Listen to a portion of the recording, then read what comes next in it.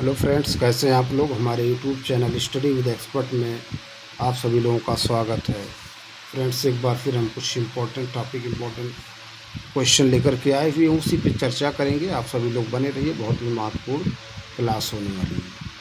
आज का topic current affair से संबंधित है, फटाफट न्यूज़ उसी पे चर्चा करेंगे। क्योंकि करंट अफेयर का जो क्वेश्चन होता है उसका भी बहुत वेटेज होता है किसी भी एग्ज़ाम के लिए। ठीक, करंट अफेयर का एग्ज़ाम अगर आप ये है ना कहिए कि हम 1-2 महीने में तैयार कर लेंगे तो ऐसा इम्पॉसिबल है। कोई भी टॉपिक या सब्जेक्ट हो, अगर उसको आप रेगुलरली पढ़ रहे हैं तभी आपका उस पर कमांड होगा। ठीक, तो चलिए टाइम को नष्ट करते हुए टॉपिक पे आते हैं। कह रहे 22 जनवरी 2025 को उत्तर प्रदेश कैबिनेट ने विंध्य एक्सप्रेसवे के निर्माण को मंजूरी प्रदान की। इस एक्सप्रेसवे की कुल लंबाई होगी 320 किलोमीटर। इस तरह के क्वेश्चन यूपीएससी में पूछा गया है। ठीक है, फिर कह रहे 20 जनवरी 2025 को उत्तर प्रदेश के जिस जिले में राज्य का पहला म्यूजिकल पार्क को खोला गया वह जिला है लखनऊ। किस जिले में खोला गया है? लखनऊ में म्यूजिकल पार्क। ठीक, नेक्स्ट क्वेश्चन पे चलते हैं। 17 जनवरी 2025 को उत्तर प्रदेश के जिस स्थान पर पर्यटकों की स्वास्थ्य संबंधी समस्याओं के समाधान के लिए हेल्थ एटीएम की शुरुआत की गई है वह स्थान है अयोध्या।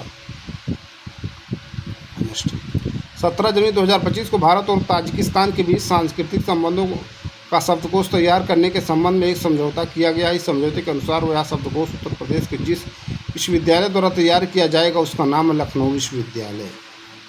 अगला प्रश्न है, कह रहे हैं 16 जनवरी 2025 को उत्तर प्रदेश में लगभग 25 करोड़ की लागत से बनने जा रहे देश के पहले हिंदी साहित्य की भाषा संग्रहालय का डिज़ाइन तैयार कर लिया गया। यह संग्रहालय बनाया जाएगा वाराणसी में। अगला पॉइंट, 14 जनवरी 2025 को मिली जानकारी के अनुसार उत्तर प्रदेश के जिस विश्वविद्यालय में राज्य के पहले कम्यूटेशन सेंटर को खोला जाएगा वह विश्वविद्यालय है लखनऊ विश्वविद्यालय। कह रहे 10 जनवरी 2025 को कुंभ उत्सव की जानकारी देश भर में पहुंचाने के लिए रेडियो चैनल कुंभवाड़ी का शुभारंभ किया योगी आदित्यनाथ ने। कौन? योगी आदित्यनाथ। अगले प्रश्न पॉइंट पे चलते हैं। कह रहे 10 जनवरी 2025 को उत्तर प्रदेश के प्रयागराज में जल शक्ति मंत्री स्वतंत्र देव सिंह ने जल जीवन मिशन के प्रभावों को दर्शाने के लिए जिस पुस्तक का विमोचन किया उसका नाम है दी लाइफ लाइन। अगले पॉइंट पे आते हैं। 6 जनवरी 2025 को उत्तर प्रदेश के लखनऊ विश्वविद्यालय में देश के जिस विश्वविद्यालय ने भारत के पहले AI आधारित कैंपस की स्थापना की घोषणा की वह विश्वविद्यालय चंडीगढ़ विश्वविद्यालय। 5 जनवरी 2025 को उत्तर प्रदेश के प्रयागराज में होने वाले महाकुंभ में आने वाले श्रद्धालुओं की आंखों की जांच और चश्मा वितरण करने के लिए शुभारंभ किया है नेत्र महाकुंभ का। 4 जनवरी 2025 को उत्तर प्रदेश के मुख्यमंत्री द्वारा राज्य के जिस भी जिले में मिनी स्पोर्ट्स कॉम्प्लेक्स का लोकार्पण किया वह जिला है गोरखपुर। 30 दिसंबर 2024 को योग गुरु बाबा रामदेव की कंपनी पतंजलि ने उत्तर प्रदेश के जिस जिले की हल्दी खरीदने के लिए 3 FPO के बीच AMU पर हस्ताक्षर किया गया हुआ जिला है बहराइच। नेक्स्ट, 28 दिसंबर 2024 को मिली जानकारी के अनुसार डिजिटल पेमेंट के मामले में उत्तर प्रदेश भारत में जिस स्थान पर पहुंच गया वह स्थान है तीसरा। कौन सा? तीसरा स्थान। नेक्स्ट पॉइंट पर चलते हैं।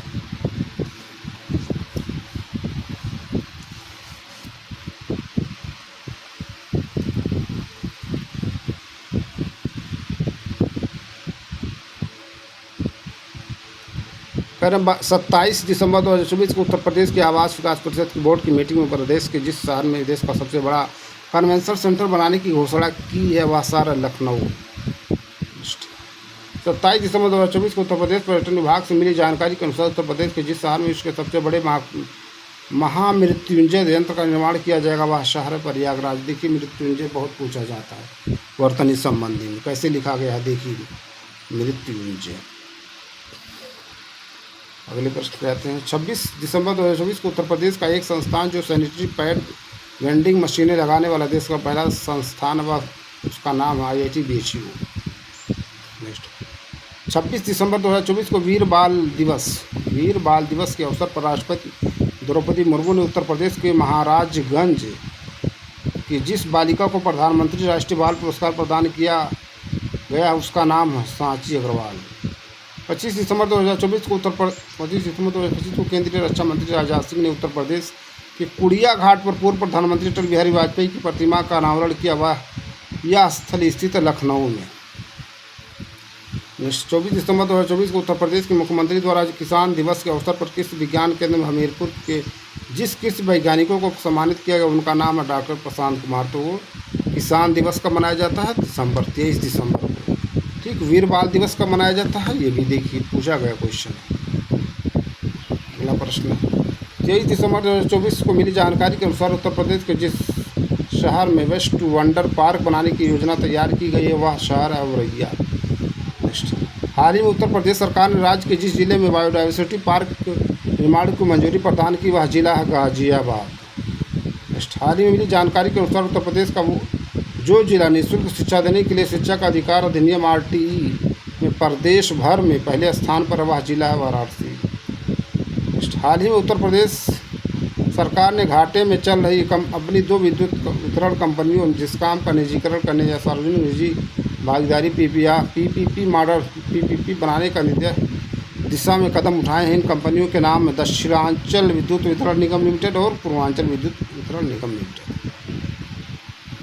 अगला प्रश्न, हाल ही में इलाहाबाद उच्च न्यायालय ने उत्तर प्रदेश के 17वीं शताब्दी के जिस विरासत स्थल को अंतरिम संरक्षण प्रदान किया तथा भारतीय पुरातत्व सर्वेक्षण ASI और राज्य प्राधिकारियों के स्मारक को किसी भी प्रकार की क्षति से बचाने का निर्देश दिया वह विरासत स्थल आगरा के हम्माम।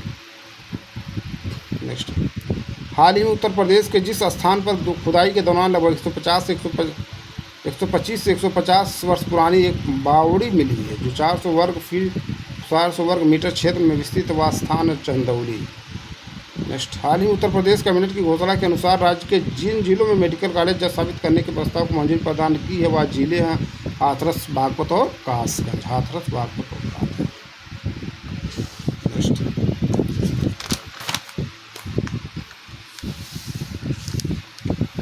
अगले पॉइंट पे आते हैं।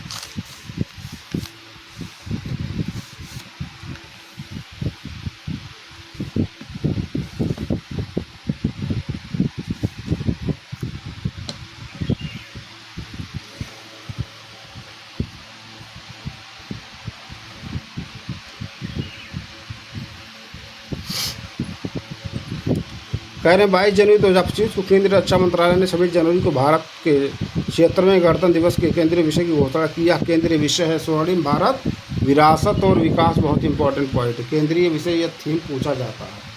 ठीक, और मुख्य अतिथि कौन थे, है ना, 76वें गणतंत्र दिवस के अवसर पर, उसको भी मालूम होना चाहिए, उस पर भी क्वेश्चन पूछा जाता है। अगला पॉइंट है 22 जनवरी 2025 को केंद्रीय वाणिज्य उद्योग मंत्री पीयूष गोयल ने जिस वर्ष तक भौगोलिक संकेतक GI पंजीकरण वाले उत्पादों की संख्या 605 से बढ़ाकर 10,000 तक करने का लक्ष्य रखा हुआ वर्ष 2030। नेक्स्ट, 21 जनवरी 2025 को भारत सरकार ने व्यवसायों और संगठनों के दस्तावेजों के प्रबंधन और सत्यापन को सरल एवं सुव्यवस्थित करने के लिए जिस डिजिटल प्लेटफॉर्म को लॉन्च किया वह प्लेटफॉर्म है एंटिटी लॉकर। नेक्स्ट, 17 जनवरी 2025 को मिली जानकारी के अनुसार 2024 में भारत ने मॉन्ट्रियल प्रोटोकॉल के तहत अपनी प्रतिबद्धताओं के साथ तालमेल बिठाते हुए निर्माण में जिस रासायनिक यौगिक को सफलतापूर्वक समाप्त कर दिया वह यौगिक है हाइड्रोक्लोरोकार्बन। नेक्स्ट, 16 जनवरी 2025 को भारत मौसम विज्ञान विभाग ने जिस वर्ष को सबसे गर्म वर्ष घोषित किया वह वर्ष 2024। नेक्स्ट, 15 जनवरी 2025 को जिस केंद्रीय मंत्री ने तमिलनाडु और काशी के बीच सांस्कृतिक संबंधों को मजबूत करने और उनकी साझा विरासत का जश्न मनाने के लिए काशी तमिल संगम 3 लॉन्च किया हुआ है धर्मेंद्र प्रधान। नेक्स्ट, कह रहे हैं 15 जनवरी 2025 को भारत सरकार ने तूफान राफेल के विनाशकारी प्रभाव के बाद जिस देश के लिए मानवीय सहायता भेजी वह देश है क्यूबा। अब हमारा देखिए किस देश की राजधानी है। नेक्स्ट, 13 जनवरी 2025 को बच्चों की सुरक्षा में आवश्यक सहायता प्रदान करने के लिए वर्ष 2025 में बच्चों के लिए संभावनाएं बच्चों के भविष्य के लिए लचीली प्रणालियों का निर्माण नामक रिपोर्ट प्रस्तुत की है यूनिसेफ। अब यूनिसेफ का हेडक्वार्टर कहाँ देखिए, कहाँ पर पूछा जाता है यूनिसेफ। नेक्स्ट पॉइंट पर चलते हैं।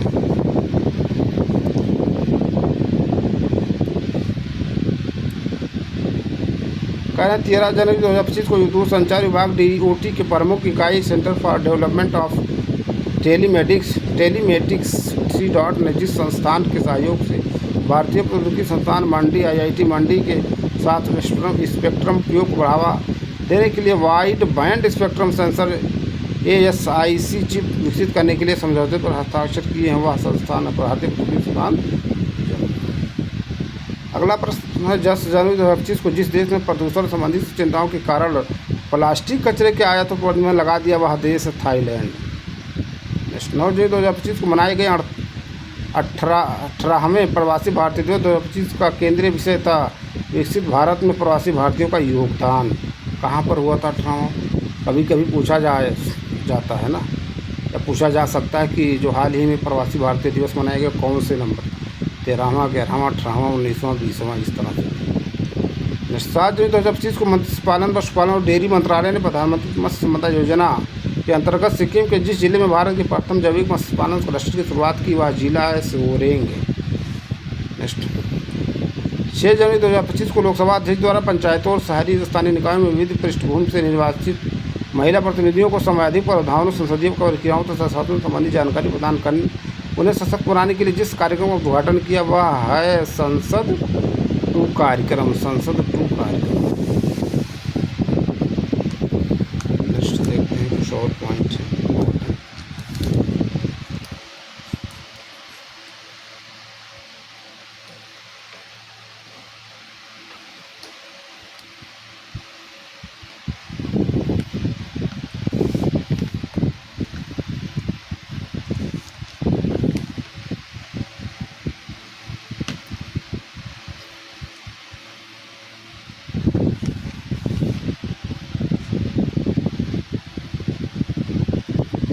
अगला पॉइंट है 3 जनवरी 2025 को भारतीय रिजर्व बैंक की हालिया शोध रिपोर्ट के अनुसार वित्तीय वर्ष 2024-25 में ग्रामीण और शहरी गरीबी घटकर कितने प्रतिशत रह गई है वह है क्रमशः 4.86% और 4.09%। नेक्स्ट कह रहे 1 जनवरी 2025 को भारतीय राष्ट्रीय भुगतान निगम NPCI ने third party app providers TPAP के लिए UPI ट्रांजैक्शन पर कितने प्रतिशत ट्रांजैक्शन कैप का अनुपालन करने की समय सीमा 31 दिसंबर 2026 तक बढ़ा दी। वह है 30%। नेक्स्ट 31 दिसंबर 2024 को जिस राज्य ने भारत का पहला भारत निर्मित सर्जिकल रोबोट SSI मंत्रा स्थापित किया वह राज्य है महाराष्ट्र।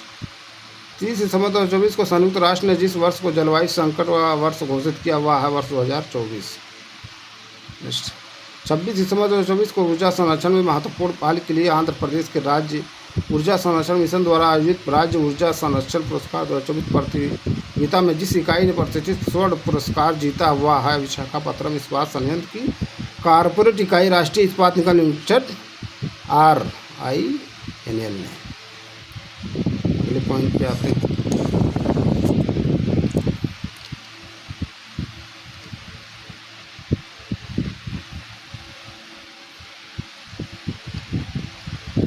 कह रहे 26 दिसंबर 2024 को भारतीय रिजर्व बैंक ने वित्तीय क्षेत्र में framework for responsible and ethical AI के अधिकार के अभिगराहण हेतु एक रूपरेखा विकसित करने के लिए 8 सदस्यीय समिति गठित की है। यह समिति इस समिति के अध्यक्ष हैं प्रोफेसर पुष्पक भट्टाचार्य। नेक्स्ट 25 दिसंबर 2024 को सुशासन दिवस के अवसर पर राष्ट्रीय पर्व वेबसाइट और इसके मोबाइल ऐप का शुभारंभ किया रक्षा सचिव राजेश कुमार सिंह ने। नेक्स्ट कार्य 25 दिसंबर 2024 को केंद्रीय विज्ञान और प्रौद्योगिकी राज्य मंत्री स्वतंत्र प्रभार डॉक्टर जितेंद्र सिंह ने पंचायती राज संस्थानों की क्षमता और योग्यता को बढ़ाने के लिए जिस अभियान की शुरुआत की हुआ है पंचायत कर्मयोगी। अब देखिए सुशासन दिवस कब मनाया जाता है, कब से शुरू हुआ, ठीक है, पूछा जा सकता है। अगले पॉइंट पे आते हैं।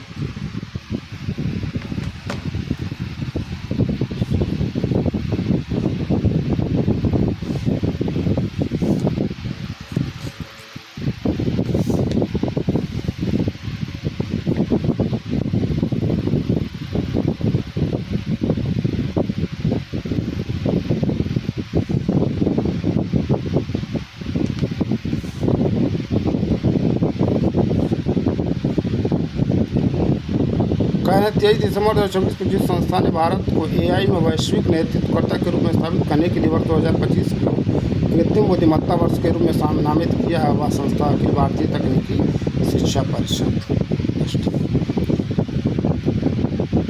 कह रहे भारत का वह राज्य जो हाल ही में आयुष्मान भारत प्रधानमंत्री जन आरोग्य योजना ABPMJ-AY को लागू करने वाला 27वां राज्य बन गया, उसका नाम उड़ीसा।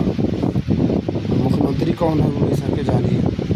हाल ही में संयुक्त राज्य अमेरिका ने जिस पक्षी को अपना राष्ट्रीय पक्षी घोषित किया वह पक्षी है बाल्ड ईगल। हाल ही में प्रधानमंत्री मोदी ने जम्मू कश्मीर के जिस जिले में रणनीतिक रूप से महत्वपूर्ण बुनियादी ढांचा परियोजना जेड मोड़ सुरंग का उद्घाटन किया, वह जिला है गंदेरबल।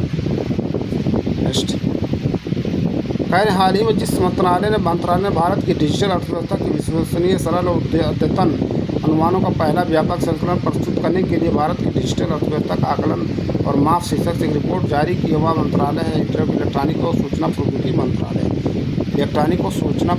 मंत्रालय। तो फ्रेंड्स, ये कुछ इंपॉर्टेंट पॉइंट से करंट अफेयर से संबंधित फटाफट में जिस पर हमने चर्चा किया। हम अपने अगले वीडियो में कुछ नए प्रश्न, नए टॉपिक के साथ फिर आप लोगों से मिलेंगे। आप लोग ज़्यादा से ज़्यादा हमारे YouTube channel study with expert को लाइक कीजिए, शेयर कीजिए, सब्सक्राइब कीजिए। Thank you.